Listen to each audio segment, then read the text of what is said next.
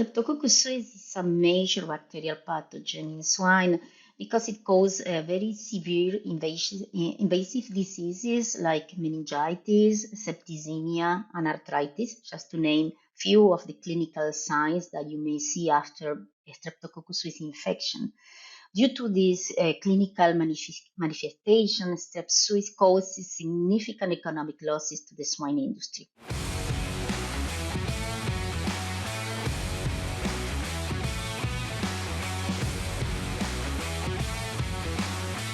Welcome to the Swine at Canada podcast show, brought to you by Wisnetics. We are dedicated to bringing you the latest insights and discussions in the Canadian pork industry. So my name is Miranda Smith, and I'll be hosting today's episode. And today's guest is Dr. Mariela Segura. So she is a full professor at the Faculty of Veterinary Medicine at the University of Montreal and the director of the Swine and Poultry Infectious Diseases Center, which is a strategic research network in Quebec.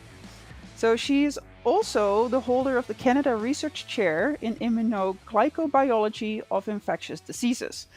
So that's quite a mouthful. So welcome to the show, Mariela. Thank you for the kind invitation, and I'm very happy to be with you for these few minutes and share some knowledge about Streptococcus suis. Yeah, so today we'll be talking about Streptococcus suis vaccines, and especially like its progress and future challenges. So everyone, please sit back, get ready to expand your knowledge, and stay ahead with today's episode. So before we get started on talking about Streptococcus, Mariela, can you give us a little bit of background information on where you came from and like how you ended up in your current role? Well, as you may guess, listening at my accent, I was born in Argentina, so I'm Spanish, and I studied microbiology there.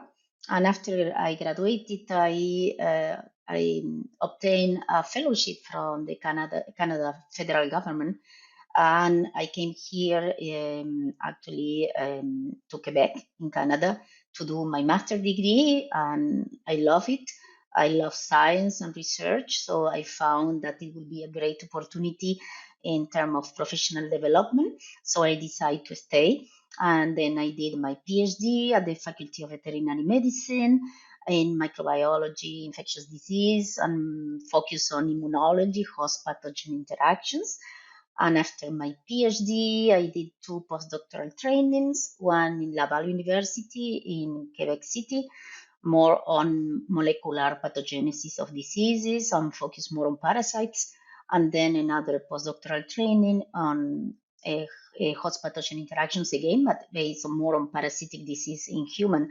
And then finally got a position as researcher and professor in immunology at the Faculty of Veterinary Medicine and moved back to my first love, bacterial diseases and Streptococcus suis. Okay, perfect. And so that's what we'll be talking about today, Streptococcus suis.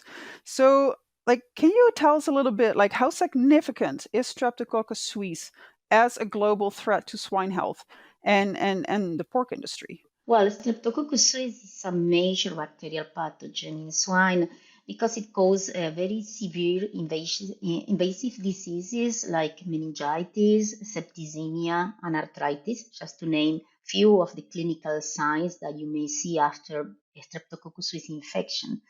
Due to these clinical manifestations, Strep suis causes significant economic losses to the swine industry. It is important to remark that the bacterial pathogen will mainly affect post-weaned piglets between 4 and 9 weeks of age. I would like to remark that Strep suis is responsible for about 1/3 of the antibiotics being used to treat bacterial diseases during the nursery period. So it's a huge concern about antimicrobial resistance, and not only because the use of antibiotic, but also because Strep suis is considered what we call a niche for antimicrobial resistant genes, which means the bacteria harbor a lot of genes causing resistance to antimicrobials, and the bacteria may spread those genes to other bacterial pathogens in the swine and in the environment. So why it's so important to reduce the use of antibiotics and also improve strategies to control Streptococcus suis. Another important issue about Streptococcus suis is one of the most important bacterial infections observed in the presence of Pierce virus. What else? I guess another point that is important for people working in the swine industry is that the Strep suis is also zoonotic agent, which means it's capable of infecting humans. That means transmitting from swine to human. So it's affecting people working in close contact with pigs and posing a public health risk in certain areas or regions where the swine production is big.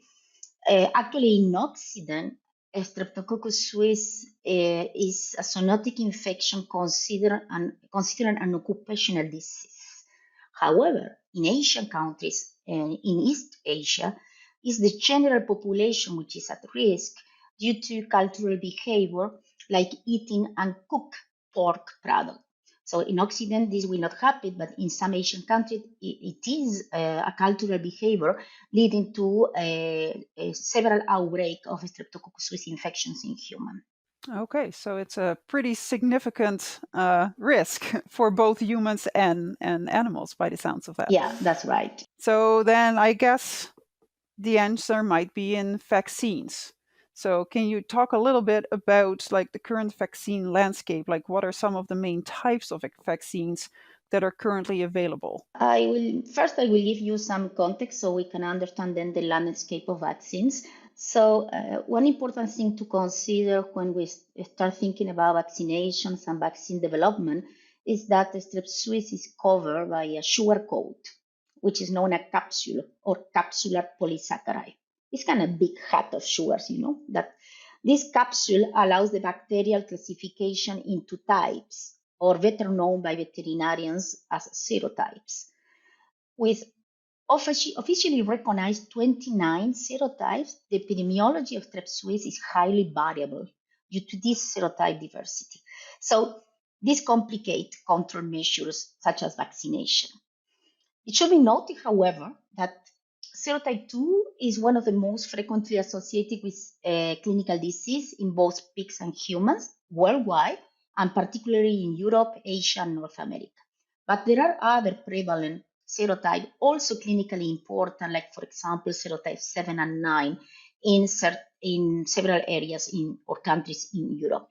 So basically, in summary, the disease epidemiology is complicated by regional differences in virulence factors, heterogeneity of the strains, even within the same serotype, different serotypes causing clinical signs in different areas of the world. So, for example, it is well known that serotype 2 strains in Europe and Asia are phenotypically and genotypically different from those found in Canada and USA.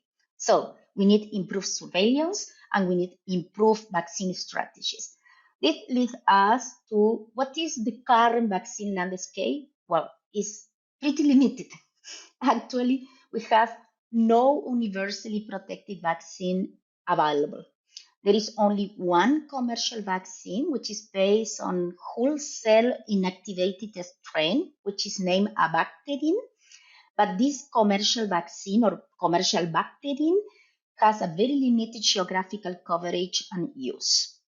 So disease control is based mainly in two approaches: antimicrobial prophylaxis, as we already discussed a few minutes ago, where allowed, and mainly by the use of autogenous vaccine. What is an autogenous vaccine? It's a bacterin that is made from the strain causing clinical signs in the herd or in the farm. Then the strain is isolated. It's sent to a laboratory authorized to prepare autogenous vaccines. And then the vaccine is prepared and sent back and applied to the farm, the same farm where the strain was isolated. So we will say that an autogenous vaccine is a farm-specific kill bacterin. What about the efficacy of autogene vaccine? We have been working a lot in trying to understand the protection conferred by the autogenous vaccines, and our results are controversial.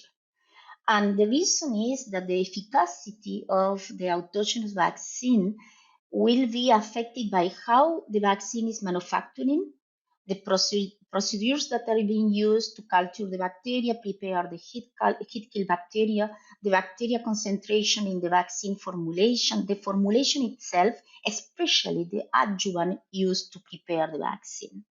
So you have a lot of variables affecting the efficacy or the protection conferred by an autogenous vaccine program applied to a farm.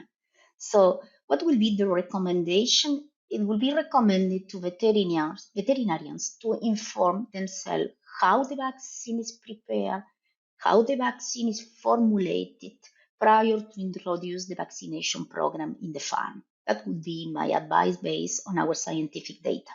Okay. And like it sounds like if you're making vaccines specifically for like one farm, which is different from a different farm, I imagine that means that the costs increase. Would that be correct? I mean, the cost of the vaccine will be affected by, I guess, the number of doses that they will be ordered for to be used in the farm, the concentration of the bacteria, and the number of bacterial strain introducing into the vaccine, but not necessarily because one farm order a vaccine and another farm order a different vaccine.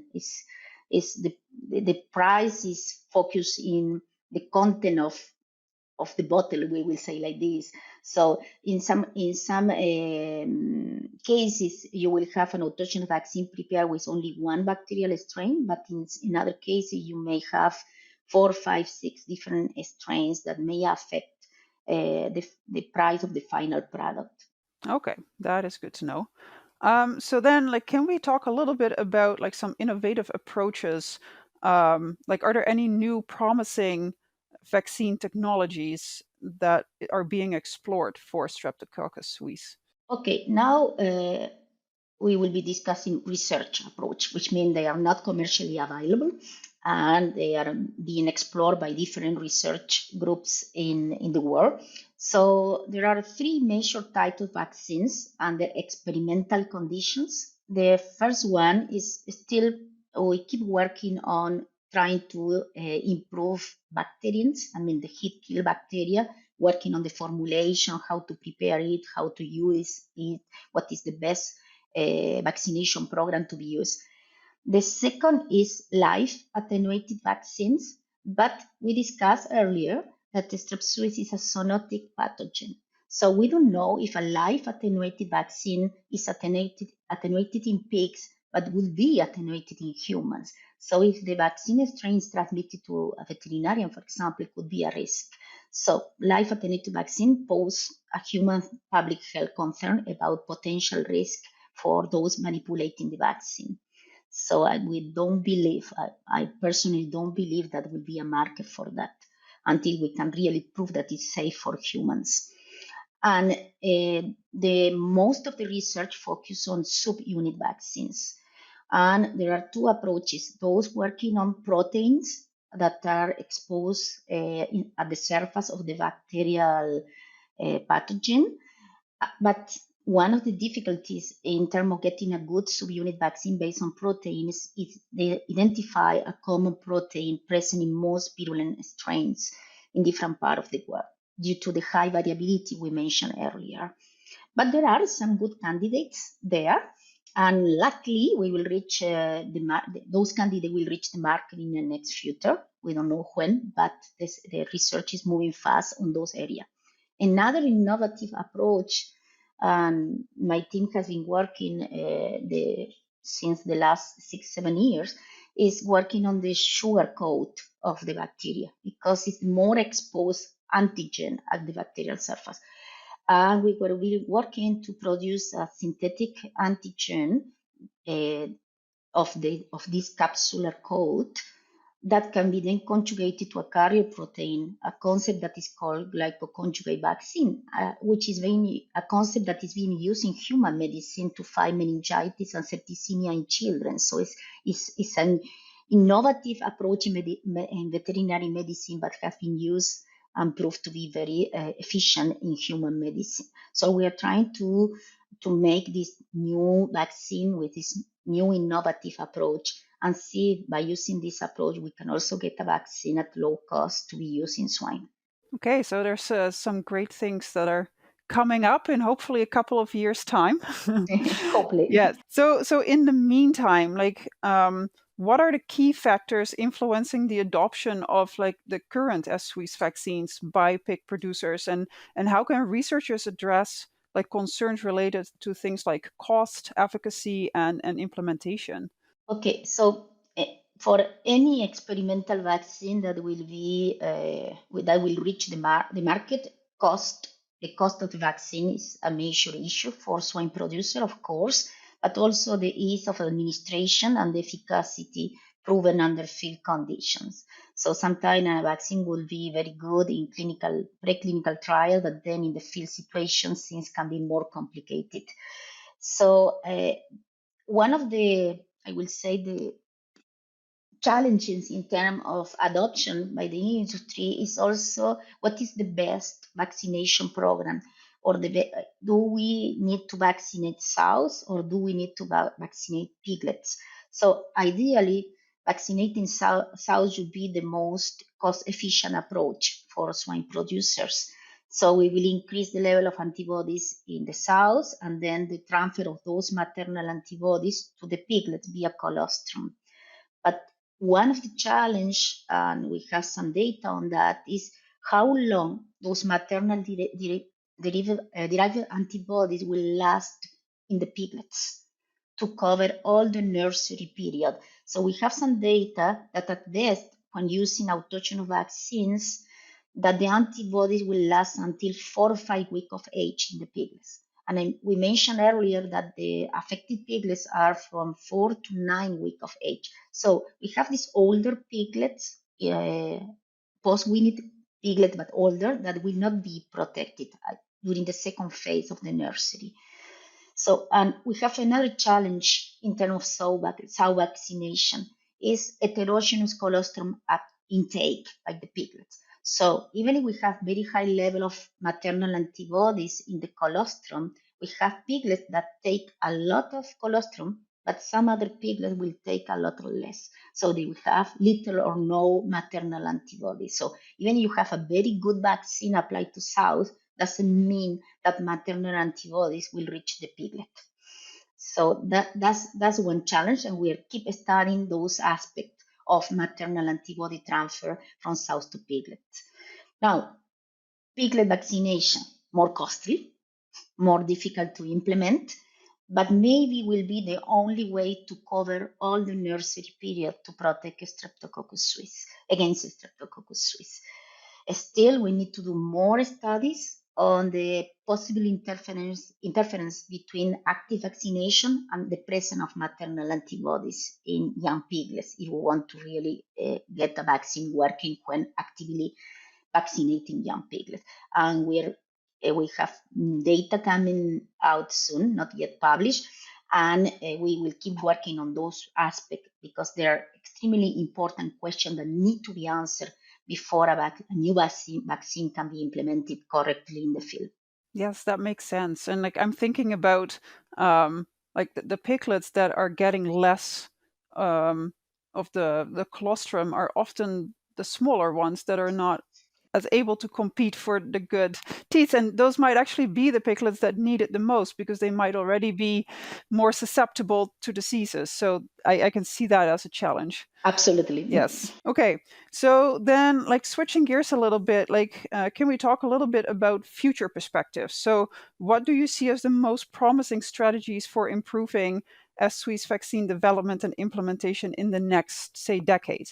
Well, we need more research for sure, and we need to focus not only in the antigen itself to be put in the vaccine, but as I mentioned, interference with maternal antibodies if we want to implement an active vaccination program in piglets. And we need to find candidates that are present in most virulent strains, so from different parts of the world, if we want to really target an universal vaccine. And I will say the main challenge is to get a very good adjuvant in the vaccine formulation. Adjuvant is the component of the vaccine that allows to intensify the response to the vaccine by the immune system and allow the immune system to respond in the best way possible to this vaccination.